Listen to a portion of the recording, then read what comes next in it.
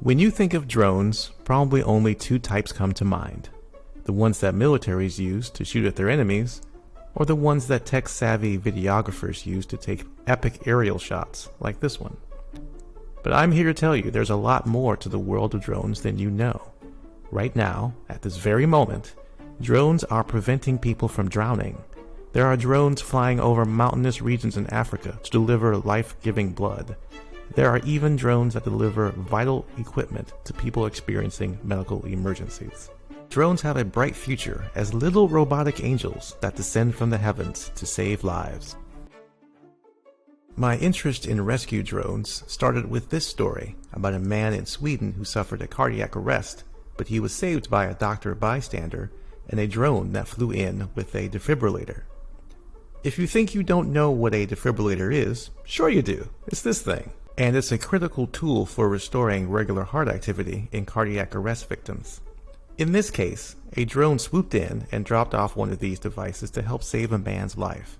I mean, that's superhero stuff right there. This miraculous feat of logistics and technology was only possible through almost 2 years of study and practice during a partnership between Sweden's largest medical university, the country's emergency system operator, and a company called Everdrone. Having already saved one life, there's undeniable proof that drone defibrillator delivery works. But it's not the only emergency drone program out there with a track record of keeping people alive. Drones have also made a big impact as lifeguards. As someone who lives in a coastal city, I know that the ocean is very beautiful, but it's also very deadly. The ocean does not play. If you don't know what you're doing out there, it will swallow your ass up. The same is true for other huge bodies of water like the Great Lakes in the United States. Beach safety is a huge concern for every coastal city, but it comes with many challenges.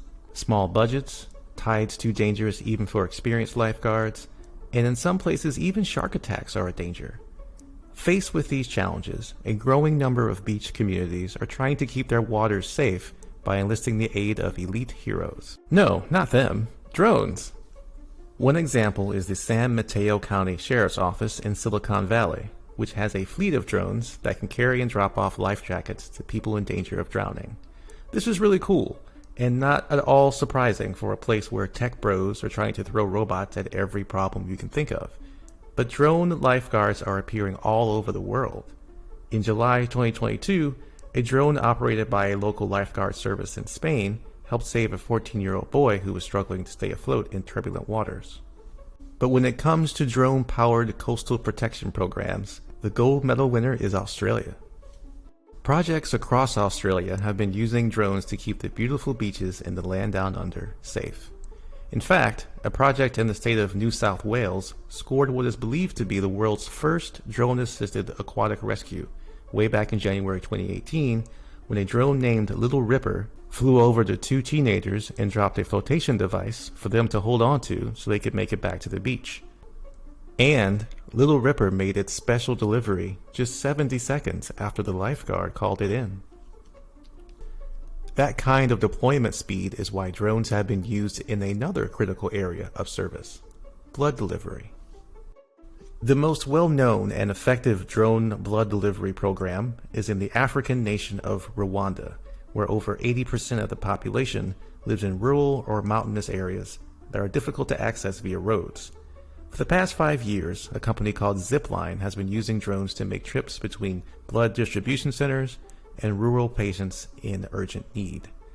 A study of the effectiveness of the program found that in almost 13,000 trips over 32 months, the drones were always faster than an equivalent road trip.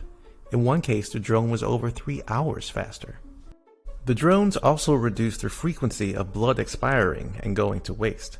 12 months into the program, the drones reduced the occurrence of wasted blood supplies by 67%.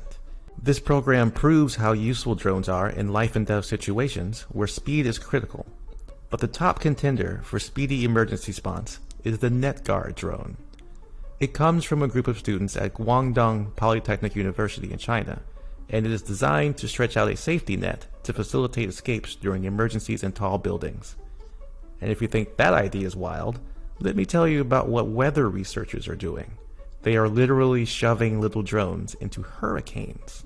The mad geniuses behind this idea work at NOAA, the National Oceanic and Atmospheric Agency in the United States. Their goal is to help government agencies make the call for evacuations if hurricanes have sudden and dangerous increases in intensity. The capability for drones to be hugely helpful to humans in life or death situations is what makes them so fascinating as predictors for what our future might be. Ultimately, societies do better when they're figuring out ways to prolong life, not end it. Even though much of the media coverage around drones is about military drone strikes, the real story here is that people are using this technology to make the world less dangerous. And that's something to be hopeful about. That's it for this edition of Hopeful Tech. If you'd like more information on this topic, check out the links in the description below, and don't forget to subscribe for more things to be hopeful about.